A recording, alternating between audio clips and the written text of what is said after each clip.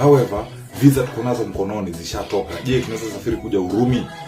So wacha mimi niwapatie what we call pro bono. Is an illegal information pro bono, yani siwalipishi rorosi. Hapa Romania, jambo la kwanza, hapa sio Gulf.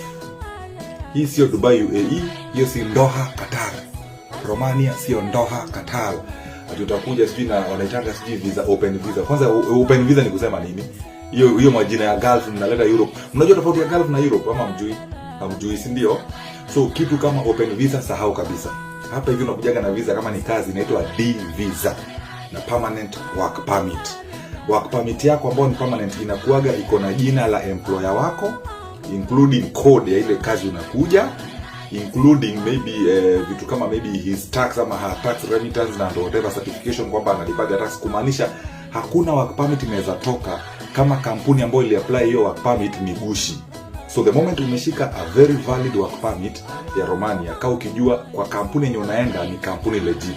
As of whether kuna kuaga na matakataka huku chini ya maji, hiyo ni matakataka yenye serikali ya Romania haijui. Wende ikawa hapo, manake tunasemaga mnyonge msonde ukimpata. So wewe ukipatikana ni mnyonge utasondwa kama kawaida. Mchere imevimba, no ibire. So what was I saying? Okay, as I was saying, inamaanisha unakujaga kwa single ama particular employer. Na the issue is, ama the difference between Gulf na Urumi ni, wakati unakuja hapa Europe, number one, hakuna direct flight za kutoka East. Hapa tunaongea kuhusu watu wa East. Hakuna direct flight ya kutoka East mpaka Bucharest. Hakuna. Mpaka utumie transit yenye inapendekezwa na airline yako. Kama utatumia Turkish Airlines utapitia Istanbul. Kama utatumia maybe fly Dubai ama Emirates utatumia Dubai. Kama utatumia Qatar Airways utatumia Doha. Kama utatumia maybe other flight like KLM utapitia Amsterdam. Kama utatumia maybe Lufthansa utatumia Frankfurt Ujerumani na kadhalika. So wakati umeshuka ile transit point, kama kwa mfano ni Dubai ndio ulikuwa unafaa kutransitia, wakati unaingia sasa pale kwa Dubai unapata ile inaitwa boarding pass. Information ya wale abiria wote wenye wanakuja Romania huwa ishatumwa kwa border police wa Romania. Especially, okay, in this case wacha ni specialize, especially kama unakuja kazi, wenye wanakuja visit students or whatever, mimi sijui, hapa naongea kuhusu wenye wanakuja kazi.